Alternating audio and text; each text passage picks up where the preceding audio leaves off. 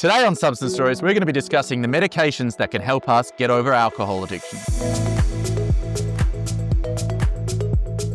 So I want to talk about alcohol pharmacotherapy. So we don't really talk about pharmacotherapy, that's medications you can take to help you not drink or not have an addiction, mostly because they're shit. They don't work. So why would we talk about them? But there are some evidence-based treatments for some individual substances. And that's the other interesting thing about pharmacotherapy. Basically, when we talk about addiction, we talk about it as like a monolithic block. I have an addiction. It can swap from alcohol to heroin to exercise to work to crystal methamphetamine. Addiction is the illness, not the substance. But when we talk about pharmacotherapy, we are talking about the substance itself. And the substance out there with the most treatment available for it, the most evidence-based treatment available for it in terms of pharmacotherapy is alcohol. So there are two drugs that have got by far the most evidence for them. One is Acamprosate or Campral. Now, Acamprosate works by working on glutamate. Glutamate is the neurotransmitter in the brain, the main one that is the excitatory transmitter. So that is the transmitter that gets us doing things. And when we feel a lot of our cravings, there's urges to use, that's usually glutamate modulated. So what Acamprosate does is it levels out that glutamate. And there's evidence to say that that reduces the amount of cravings people have if they are already abstinent and they are in a wraparound service. So there's evidence to say it does reduce it. How much evidence? Well, the number needed to treat, and so what we say number needed to treat is for one person. How many people do I need to start on Acamprosate for that one person to get abstinent from Acamprosate, to be not drinking at all, is somewhere between 11 and 18 people. That means I start 11 to 18 people on Acamprosate and one of them gets abstinent from it. That's an effect size, probably about 5%. So what is feeling 5% less cravings? I don't know. Probably not measurable or not noticeable. The other one is Naltrexone. What Naltrexone does is it works on the endorphin system, so it blocks our endogenous opioids, right? And what endogenous opioids do in terms of drinking is they give us that warm glow, that warm pleasurable feeling we have when we drink alcohol. So alcohol works on a main neurotransmitter. It's called GABA. That's the brain's main inhibitory neurotransmitter. It slows us down. But that warm, pleasurable feeling we get from alcohol, that's through the opioid system. Alcohol is a very messy drug, works in many different ways. So when we drink alcohol, we still get all the GABAergic effects of alcohol when we're on Naltrexone. So we get a bit disinhibited, we get a bit uncoordinated, and we get a bit sleepy, but we just don't feel that pleasurable glow. So what Naltrexone's been demonstrated to do is it reduces the fun we have from drinking. A lot of people confuse that with makes us feel sick when we drink. Naltrexone doesn't make us feel sick when we drink, just reduces the fun. And it also has been demonstrated to reduce some of the cravings we get because it's no longer fun to drink. So again, like Acamprosate, the number needed to treat with Naltrexone is 11 to 18 people. So again, I need to start 11 to 18 people on Naltrexone for me to get one person abstinent because of it. So it's about as good as Acamprosate. It works in a different way to Acamprosate, so we can be on both at the same time, but they both have a really marginal effect size, maybe like 5% reduction in cravings. So that's not great. So pretty rubbish drugs, maybe we shouldn't prescribe them. Actually, the evidence says these drugs are underprescribed. When you look at them from a public health perspective, are they saving the Australian government money by prescribing them? They are. They save the Australian government a lot of money because they stop people from drinking down the line, which causes a lot of these health problems. So actually, we should be on Naltrexone and Acamprosate if we can tolerate them. And that's what I say to people. I say, look, how would you know if you're experiencing 5% less cravings? If it's ineffective, what is ineffective in this circumstance? Maybe it gives you a small edge. If you're getting bad side effects, I wouldn't bother with it because it's not worth pushing through. But if you aren't really noticing being on it, stick with it.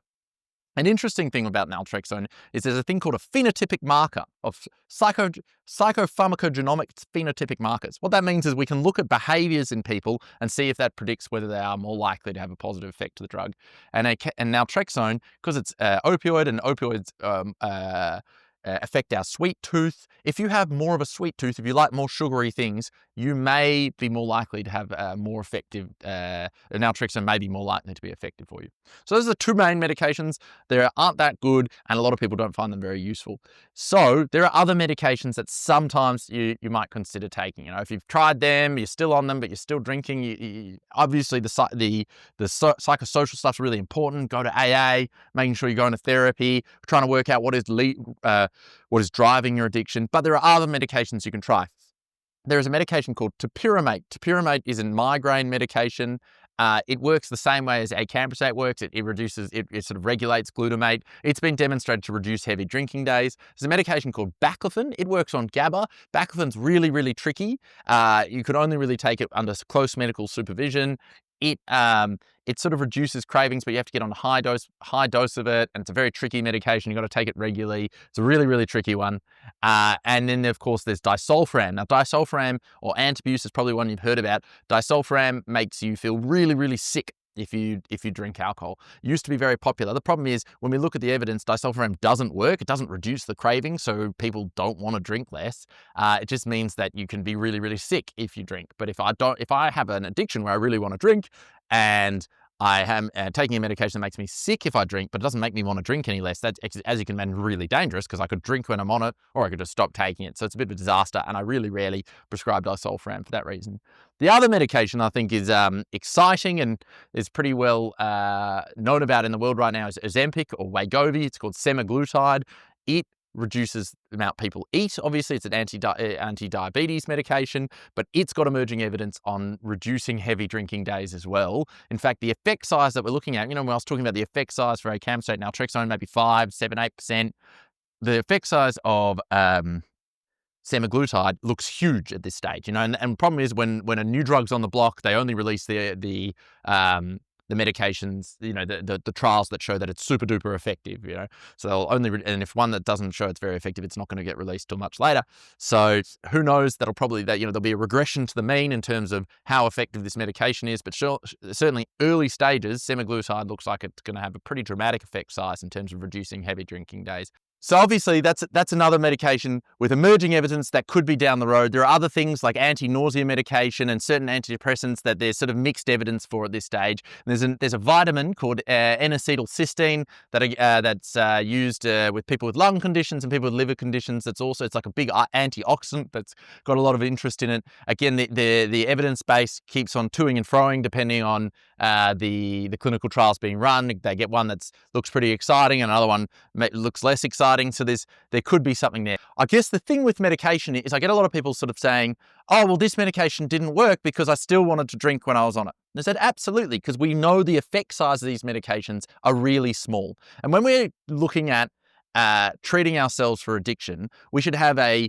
10% from everywhere approach. So I want to try 12 steps. I want to try regular psychotherapy. I want to try regular exercise. I want to try regular meditation. I want to find purpose in my life. And I want to try the medication to see if it helps. And not one of those single things is going to get me 100% sober. So no one is going to get 100% sober just from exercising every day, or no one's going to get 100% sober just from going to AA. So we shouldn't have that expectation from the medication itself.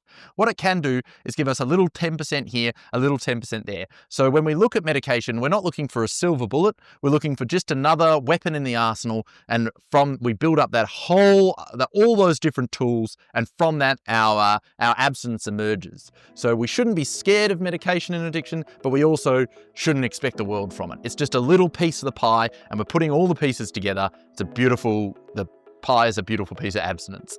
Alrighty, so thank you very much for listening. This has been Substance Stories.